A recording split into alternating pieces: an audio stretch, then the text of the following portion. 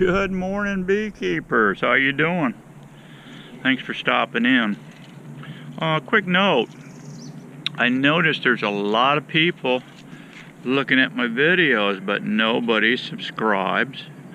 Nobody clicks the thumbs up button, rarely if ever. And then I don't see anybody hitting the little bell over there. If you click the thumbs up and subscribe and then go over there and hit that little bell, you're going to get a notice every time I have a brilliant idea. Okay, that's your little tip of the day on that. Now, beehive stands, we talked about this before, but there's a maintenance thing going on here. Okay, and oh, what do we got here blooming? We got a little something here blooming, dropping. That's a plus for us. And I'm not really sure what these are, but it's blooming, and the bees are probably drinking that. Here's what I wanted to show you. I just gooped this up earlier. I got to go into town, so I changed my dud. See, I'm a little fancier than I normally am, my grubby self. But this here is fresh tanglefoot, and what I had was little sticks blowing out of the trees here, out of the swamp. They're sticking on here. I've got these fragile nukes here, our little girls here. We can't let the bull ants knock them out. Okay, it's 58 degrees today. Oh, there's a few bees flying. 58 degrees today in sunny Florida. Really, April? Anyway, winter's just not letting go, I guess. But anyway, next week, or this week here, we're going to warm up. It's probably going to stay that way forever. But what I did, put the rubber gloves on, the cheap Harbor Freight rubber gloves, get some paper towels. Here's a piece sticking on here. We'll pull that off. That's a pine needle.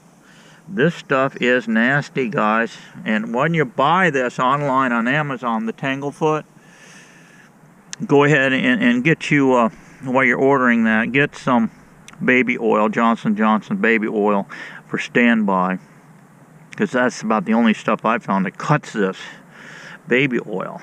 But take a wad of paper towels and just get in there on that old Tanglefoot and just grab it and get those leaves and crap off of there and just throw it on the ground. Do that to all of them, then come back around, pick up your trash, and then get some Tanglefoot and just, you don't need a lot. Just re-goop them, okay? Do that to all points on this thing. Over here. I try to keep my hives over. I could actually, if I didn't have this Tanglefoot here, I could probably actually shove this over and get another colony on here. This is about 8 foot of pipe here. Alright. Did the same thing on this nest. Yesterday I've set up some more. There's a hot hive here. Set up some more nukes. I built some more lids. There's that plug we talked about. There's that, I painted it both sides. I got 2 nails shot in there. I put glue on it, Bondtite 3. That's that. Very simple lid. If you get some warpage, bees are cranking up a little bit. They don't want to be messed with. If you get a little warpage and a little gap when you're making these up, you see there I got just a small gap. I don't think bees can get out, but if you do, get some of that shrink wrap that's on that little stick. You get it at Lowe's, the small one, and you can just zip it around there. Seal it up. Seal up those cracks, because you don't want them bees getting out for 3 days if you're in the same yard. If you want to tote your bees to another yard, say 3 miles away, all you got to do is plug it, wrap it so the lid don't come loose, put on your truck and go. But when you're in a bee yard that you don't want to move around, and you're stealing brood from this hive, say, and putting in here for your makeup, you want the a frame of food, hopefully with some pollen. You want a full frame of brood sealed. You want a frame with a lot of brood. You want that one pollen frame to have honey in it. Okay, you're still going to feed. You're going to be feeding these bees, but you want that one frame, hopefully, of pollen and honey. Put that in, put a full brood, sealed brood, bees and all, stealing from here over to here. Then you want another frame, put it in the center, that's got brood and some eggs. That's what they're going to make their new queen with. Plug it up, paper towel, shove it in. You'll notice I put some colored tack pins. I've got tack pins here and there just to kind of help the queens when they come back. Plug it for 3 days, then come back and pull it. And in 9 or 10 days, come back and peek in here carefully, pulling frames from the outside, working your way in gradually. Find that queen cell and then indicate it on the box, okay?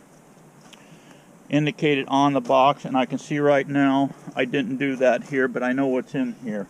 But put queen cell, put queen cell, queen cell, queen cell, queen right, and so forth. That's that on the tanglefoot there. Now here's something. We're gonna do something here. Little carpet down. I have extra carpet. You can get this free carpet anywhere. This ain't a bad idea. You get these carpet remnants and lay them out, cuts the weeds down. And but I wanted to show you this stand here. This stand I threw together back in the day. I was a pipeline foreman, did it for years, and they throw away mountains of this pipe. This happens to be pretty heavy wall water piping, and in there's concrete. Now this was, I didn't put a lot of thought in it because this is the stuff I had.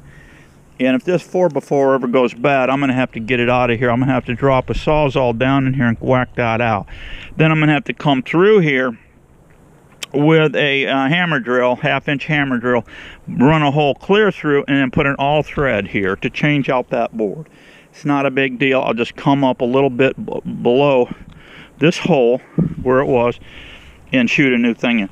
Here what I did is put tanglefoot here. You can see it's just this light coat. That's all you need. This 6-inch pipe, you can just go right around it. Okay? Now, what I did, this is about 3 feet in the ground, by the way, down in there. And then I filled it up with dirt. I filled it all the way up with dirt right to about here. And I took a shovel handle and I pounded it in there tight.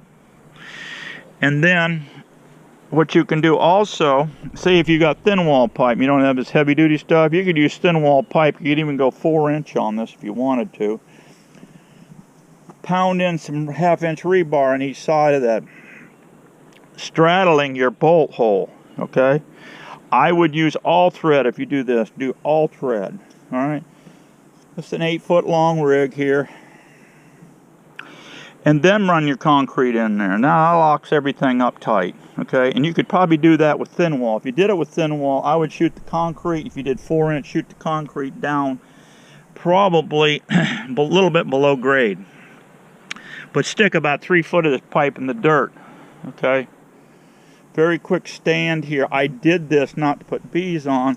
I did it to stack up some bee equipment. I had a bunch of bee equipment. I just stacked it way up high, tarped it and all that. But now I'm going Nuka-mania here.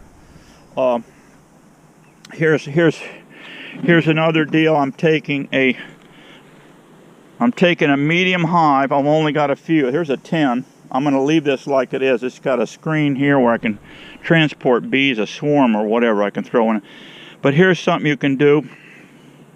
Make a nuke out of just a regular board and just seal it off. Here's my entrance here. And this thing, well, of course, won't get opened up till this hive comes back from mating flight and just starts blowing this thing up. And then you can add more frames. You could actually put one of those little curtain frames I showed you. Put a curtain frame in here or a piece of plywood in here. And as the colony expands, you can move it, okay? So I've got these set up here. Ideally, you would want this nuke looking this way, this nuke that way, but I've got a chain link fence here, and they're going to be easier for them to fly in this way, so I'm doing it like this. I have lined them up, but you swap different colors, and I'm experimenting with these pins here. I think they'll work. Here's something else you can do.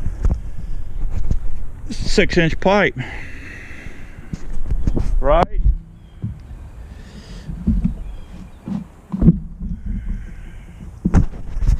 Set that nuke right up on top of that pipe. Now you've got 1, 2, 3, 4, 5, 6, 7 you can put on this 8-foot leg here. All right, thought I'd throw that out at you. And hey, be happy. Catch you on the next one.